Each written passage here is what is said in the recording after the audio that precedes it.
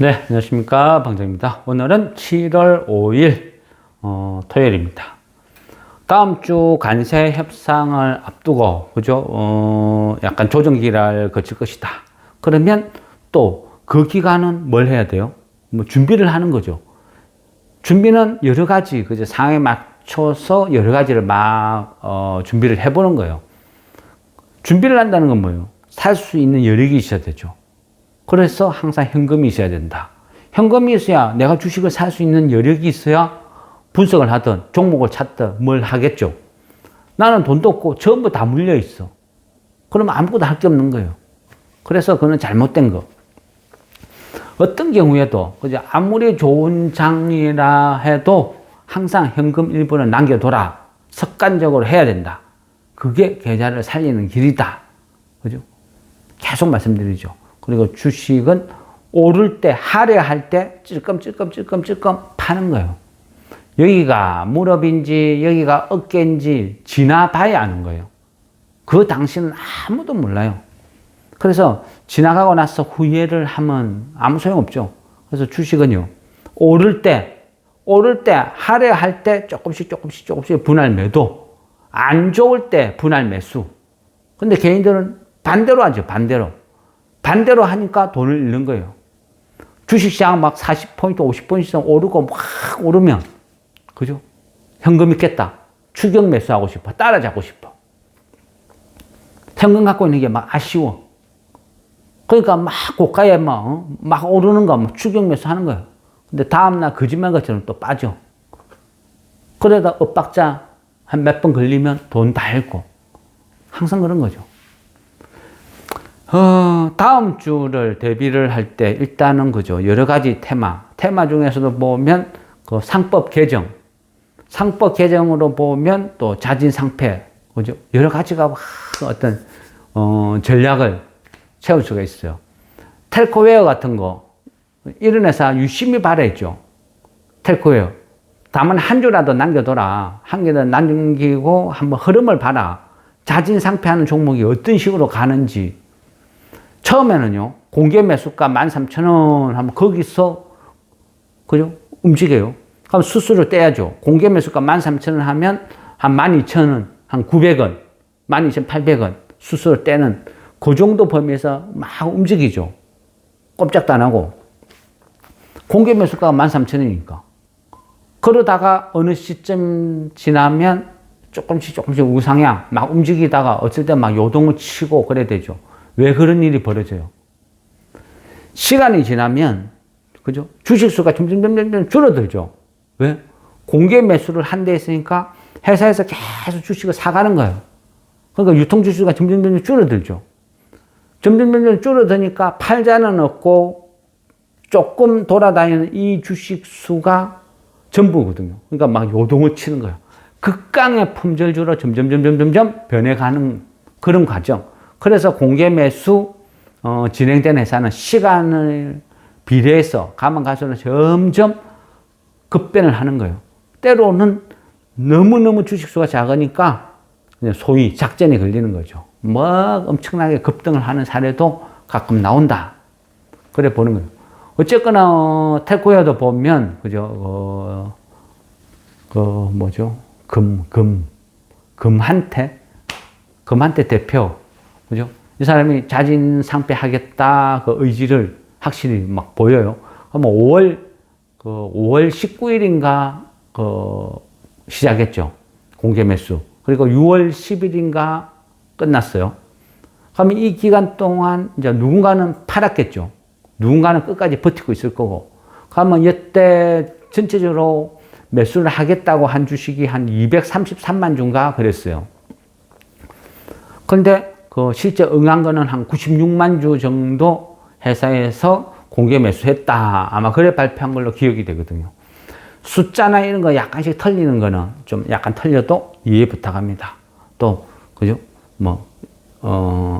좀 어떤 제가 보고 어느 정도 조사를 한 다음에 이래 하는데 또 방송을 이래 진행을 하다 보면 또 까먹어요. 숫자는 왔다 갔다 하고. 그래서 이런 부분은 조금 적당히 이해 부탁드리겠습니다.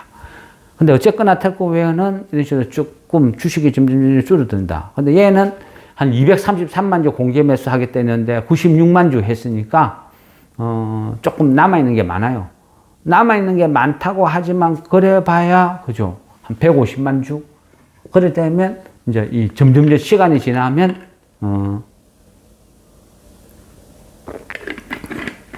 극강의 품절주가 될 수도 있다. 뭐 그런 거죠. 그래서 이런 부분은, 가능성이 있는 거. 가능성이 있다는 건 뭐죠? 그죠? 대주주가 지분을 많이 갖고 있어야 되죠. 그래서 그런 기업들이 앞전에 그죠? 미온도, 미온 그룹을 이야기할 때 미온 상사나 이런 거는 뭐 주식, 그죠? 자사주 사들여서 소각 엄청나게 소각했어요. 어찌 보면 주주 환원을 정말 잘하는 기업. 그런데 우리한테는 좀 익숙하지가 않은 어떤 그런 형태죠. 근데 미온 같은 경우도 상속에 문제가 걸려 있고, 그리고, 거래 하기 위해서는 최근에 보면 가뜩이나 없는 주식, 하루에 1000주도 거래 안 되는 미온 홀딩스를, 그죠? 미온 홀딩스를 대주주가 또 사고 있어. 그럼 뭐겠습니까? 어찌 보면 자진 상패 가능성도 보인다. 그랬죠. 뭐, 주가가 바닥에서 노니까 상속을 위해서 또 꾹꾹 눌러둔 거죠. 그러니까 뭐 아니라고 해도 본전. 단 비중을 이런 주식을 절대 많이 사면 안 된다. 그죠? 조금 소액으로 사놓고 뭐 한 번 만일 자진 상패나 뭔가 맞아 떨어지면 이런 걸 순식간에 막 50% 막 훅 뛰어버리거든요. 이런 거 노리고 적당히 소액으로 하는 거지. 전체 비중을 크게, 이거는 절대 아니다. 또 그 외에 보면, 그죠, 지분이 많은 회사들, 이런 회사들은 계속 조사하고 모니터링하고 이상 감지 이런 것도, 해볼 필요가 있다. 80%가 넘는 것도 많죠. 80%가 넘는 거 보면, 그 옛날 주식으로는 그 뭐 천일고속 같은 거. 근데 이런 거 뭐 그냥 크게 메리트는 없어요. 굴뚝 냄새 나는 거. 그 대신 숨겨둔 자산이 많으니까 자진 상패로 갈 가능성도 있죠. 천일고속, 좀 동전주로 해가, 페이퍼 코리아, 이런 것들도 80%가 다 넘어가거든요. 그리고 다른, 그죠. 하여튼 이렇게 지분이 80% 넘는 회사들도 몇 개가 있어요. 이런 쪽도, 계속 관심 있게 봐야 되고, 아니면 또, 그죠. 약간, 상속이든 아니면 어떤 이유에서든 주가를 꾹꾹 누르는 악랄한 회사들도 많죠. 뭐, 악랄하다, 이래 표현하면 나중에 또 문제될 수도 있겠네요. 그래서 그냥, 좀 주주 환원을 제대로 못한다.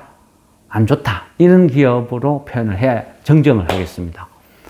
뭐 대표적으로 그런 거 생각하면 너무 많아요. 너무 많다 보니까, 그죠. 뭐, 최근에, 그죠. 동인기현 말씀드렸죠.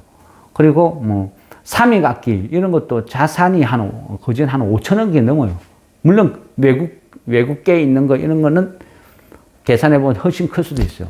근데 삼익악기, 뭐, 이런 것들도 대표적이고, 또, 성도 ENG, 뭐, 유진기업, 참, 그죠. 좀 진짜 거시기한 회사들이거든요. 재미는 없어요. 근데 이 정부의 상법 개정을 통과했으니까 이제 이런 기업을 보고 있는 거예요. 가능성이 있다. 이런 차원. 또 그래 보면, 그죠. 세이브존 INC라는 회사도 있거든요. 이 회사도 보면 어떤 백화점형 어떤 할인, 아울렛 스타일이라고 하는 게 더 맞는 것 같네요. 그러니까 대형 백화점 스타일의 이런 것들을 전국적으로 막 운영해요. 전국적으로 해가 한 6개인가 이 정도 있거든요. 그러니까 자산 가치만 해도 엄청난 거죠. 그리고 세이브존 같은 경우는요, PBR도 한 0.15 엄청 낮아요. PBR. 물론 배당도, 아주 찌꼬리 배당주죠. 찌꼬리 배당. 한 2%도 안 될걸요. 근데 뭐 유보율, 뭐 부채는 그전 없는 걸로 기억이 되고 시가총액도 한 1,000억대. 근데 이런 회사는 세이브존 INC 이런 회사는 전국에 한 6개 있는 이런 어떤 자산 빼고도 현금성 자산만 한 2,000억이 넘거든요. 근데 회사 시총은 1,000억인데 현금성 자산만 2,000억이 넘어요. 건물이나 이런 거 다 빼버리고. 그만큼 저평가되어 있는 거죠. 그래서 이런 회사들도 한번 정부에서 단속한다 했잖아요. PBR, 대통령이 PBR 0.8이 안 되면 존재 가치가 왜 있어? M&A 뭐 이런 막 거론했죠. 맞아요. 시가총액이 1,000억인데 현금성 자산만 2,000억을 넘게 갖고 있어. 그러면 그죠? 이런 회사들 그죠? 뭐 강제 뭐 M&A 이런 것도 좀 했으면 좋겠어요. 그래야 뭔가 고쳐지지 않을까. 뭐 어쨌건 장에 맞춰서 반드시 좋은 주식을 사야 하지만 이 상법 개정은 좀 안 좋은 주식. 그러니까 이제까지 주주 환원에 이런 것들을 안 한 무시한 나쁜 기업들이 어찌 보면 또 개가천선 뭐 강제로 하겠지. 강제로 원해서 하는 게 아니고 이런 식으로 바뀔 수도 있다. 뭐 저는 이제 그런 식으로 많이 봐요. 그래서 어쨌거나 그죠. 내가 보는 종목들, 내가 매수 대상은 많으면 많을수록 내한테 유리하니까 뭐 좋은 것도 나쁜 것도 다 공부를 해두자 이런 차원이죠. 그래서 이런 종목도 이렇게 좀 좋은 게 아니고 나쁜 기업들도 한 번은 좀 거론을 해야 되겠다 싶어서 생각이 나서 이제 말씀을 드린 거예요. 그런 맥락에서 보면 그죠. 이 어떤 그 상법 개정의 취지에 누가 부합을 하느냐 또 이 부분도 중요할 것 같아요. 가장 이상적인 거는 그죠. 상법 개정에서 이후에 배당 분리 뭐 이쪽 테마가 불 때 어떤 뭐 감액 배당 뭐 이런 쪽도 아마 좀 어떤 태풍의 눈이 될 가능성이 있다. 뭐 하여튼 그런 생각은 하는데 시장 흐름은 모르죠. 예, 어쨌든 뭐 공부 차원에서 이렇게 말씀을 드린 것이니 그러니까 조금 주주 환원을 이런 거 좀 안 하는 기업들 이런 기업들은 좀 기억을 하고 있으면 좋겠다. 이런 생각을 하게 됩니다.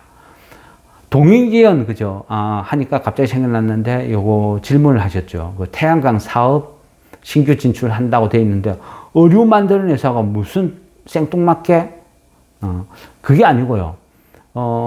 동인기현 같은 경우는 그죠? 뭐 필리핀, 베트남에 공장을 엄청나게 많이 보유하고 있댔죠.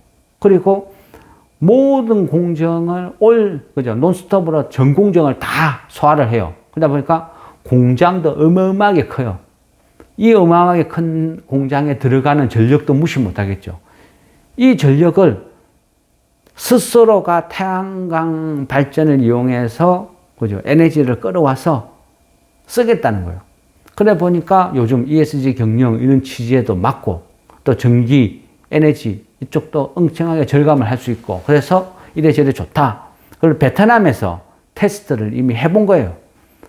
해외 공장에서 테스트를 해보고 그 결과가 좋으니까 이제는 이것을 본격적으로 그룹 뭐 전체적으로 한 12개 공장인가 있거든요. 해외에. 그럼 이 공장 대단지를 쫙 다 태양광으로 하는데 이것을 누구한테 외주 주느니 우리 자체에서 태양광 부설 하나 만들어서 그냥 우리가 하면 꼬먹고 알먹고 아니냐 이런 취지로 이제 진행이 되는 거죠. 그래서 시장은 어떻게 반응할지는 모르겠지만 어쨌거나 그죠. 나쁠 거는 없다. 뭐 이렇게 생각하시면 될 것 같습니다. 예, 어쨌거나 상법 개정에서 나쁜 아이들의 설명 마무리하겠습니다.